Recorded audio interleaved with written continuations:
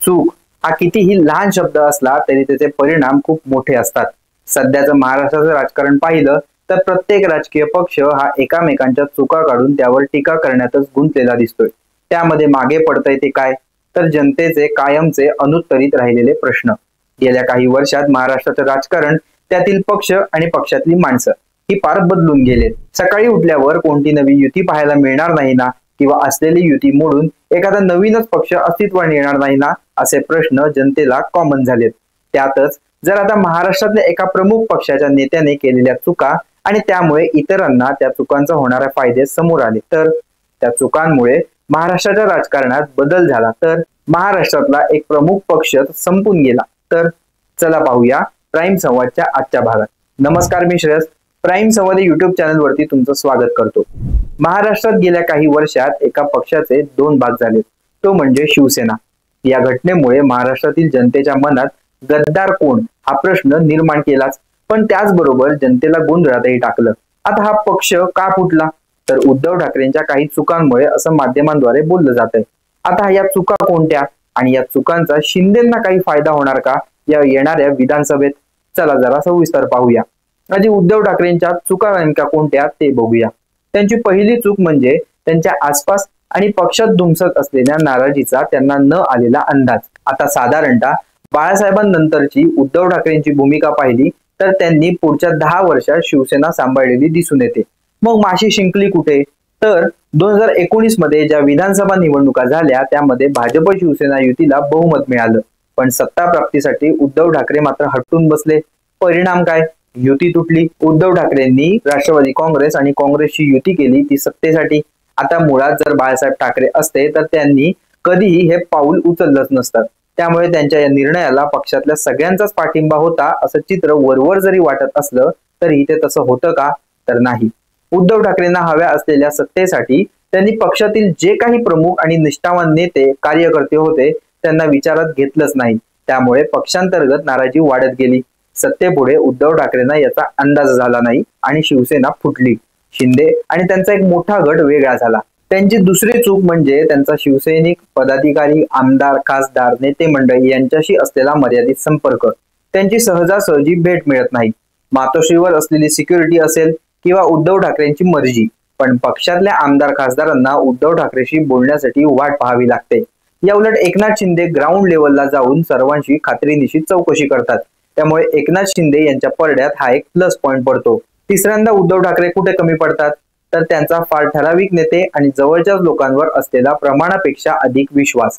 त्यामुळे लोक त्यांच्यावर काही प्रमाणात नाराज आहेत. आदित्य ठाकरे, कुटुंबीय, मिलिंद नार्वेकर, संजय राऊत, रवी म्हात्रे, अनिल परब, अनिल देसाई, सुभाष देसाई या मोजक्यांवरच ते विश्वास ठेवतात असं अनेक जणांकडून बोललं जातं. त्यामुळे होतं काय की या विश्वासामुळे यांनीच घेतलेल्या निर्णयांवर उद्धव ठाकरे हिरवा कंदील दाखवतात. बऱ्याचदा या व्यक्ती जर एखाद्या चांगल्या निर्णयाच्या नकारात्मक बाजूकडे पाहून यावर टीका करत असतील तर उद्धव ठाकरे ही त्यांचीच री ओढतात. पक्षातल्या किती लोकांना निर्णय पटतोय, कोणाचं यावर काय मत आहे याचा विचार या त्यांच्या दृष्टीने दुय्यम ठरतो. त्यामुळे कार्यकर्ते किंवा पक्षातील इतर लोक उद्धव ठाकरेंपासून दुरावताना दिसतात. आता येते ती त्यांची चौथी चूक, त्यांची पक्षवाढीबाबत धोरणात्मक अभाव असलेली भूमिका. आता एकंदरीत जर शिवसेनेकडे पाहिलं तर त्यांचं वर्चस्व हे मुंबईतच जास्त प्रमाणात दिसून येतं. मुंबईच्या बाहेर म्हणजेच फार फार तर कोकण आणि मराठवाडा सोडल्यास उद्धव ठाकरेंच्या शिवसेनेची जास्त काही तशी पोच नाही. असली तरी ती फारशी दिसून येत नाही. याचं कारण काय, तर ठराविक मर्यादेपलीकडे बंडानंतरही ठाकरेंनी शिवसेना उभाटाचा विस्तार केलेला नाही वा त्यांना तो जमला नाही. पण शिंदे मात्र त्यांच्या शिवसेना वेगाने महाराष्ट्रात पोहोचवण्यात गुंतलेले दिसून येतात. त्यांचं महाराष्ट्र दौरे, झिरो लेवल रिपोर्ट, एक लोकनेता म्हणून त्यांची झालेली ओळख यांसारख्या मुद्द्यांचा त्यांना विधानसभेत फायदा होऊ शकतो. पाचवा मुद्दा म्हणजे मागच्या 5 वर्षात शरद पवार आणि काँग्रेस यांच्याशी कमालीची वाढलेली जवळीक. आता ही जवळीक पाहायची म्हटलं तर उद्धव ठाकरे हे त्यांचे बहुतांश निर्णय मवियाच्या समर्थनार्थच घेतात. धोरणं मवियाप्रमाणे आखतात. आता राष्ट्रवादी काँग्रेस आणि काँग्रेस हे ठरले धर्मनिरपेक्ष पक्ष. इथेच त्यांची 6वी चूकही दिसून येते, ती म्हणजे त्यांनी हिंदुत्वाबाबत घेतलेली मवाळ भूमिका. शिवसेनेची सुरुवातीची हिंदुत्वाबाबतची घेतलेली भूमिका ही होती जहाल. त्यात हिंदू धर्म हा सराकोपर मानला जायचा. पण आता एकंदरीतच पाहिलं तर ज्वलंत हिंदुत्वाला साजेशी भूमिका उद्धव ठाकरे घेत नाहीत. याच कारणामुळे शिंदेंनी पक्ष सोडला आणि वेगळा संसार थाटला। त्यातच त्यांची भूमिका ही हिंदुत्वासाठी दिसून येते। त्यामुळे आता त्यांना महाराष्ट्रातून पसंती मिळू लागली। आता शेवटची चूक कोणती, तर मुस्लिम समाजाचा अनुनय। पूर्वी उद्धव ठाकरेंची मुस्लिम वोटर बँक नव्हती। ही परिस्थिती दिसून आली ती लोकसभा निवडणुकीपासून। आता महायुतीला महाराष्ट्रातून घालवायचं म्हणून म्हणा किंवा राष्ट्रवादी आणि काँग्रेसचा प्रभाव म्हणून म्हणा, पण मवियाकडे मुस्लिम समाजातील लोकांची मतं भरपूर प्रमाणात आली हे मात्र नक्की। त्यामुळे आता यंदाच्या विधानसभा निवडणुकीत उद्धव ठाकरे त्यांच्या पक्षाचे मुस्लिम उमेदवारही उभे करणार अशा चर्चांना उधाण येत आहे। तर शिंदे हे महायुतीत असल्याने आणि प्रामुख्याने त्यांच्याबरोबर हिंदू आमदार खासदार असल्याने अगोदरपासूनच हिंदुत्व असणारी महायुती पक्की झाली। त्यामुळे याचा फायदा होऊन शिंदेची शिवसेना ही विधानसभेत बाजी मारू शकते।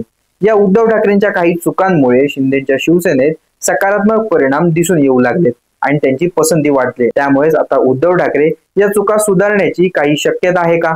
अजून अशा कोणत्या चुकांमुळे शिवसैनिक उद्धव ठाकरेंपासून दुरावलाय? याचा फायदा शिंदेंना खरोखर होणार का? सांगा आम्हाला कमेंट सेक्शन मध्ये। हा व्हिडिओ आवडला असेल तर नक्की लाईक करा, शेअर करा आणि सबस्क्राईब करायला विसरू नका प्राईम संवाद YouTube चॅनेलला। धन्यवाद।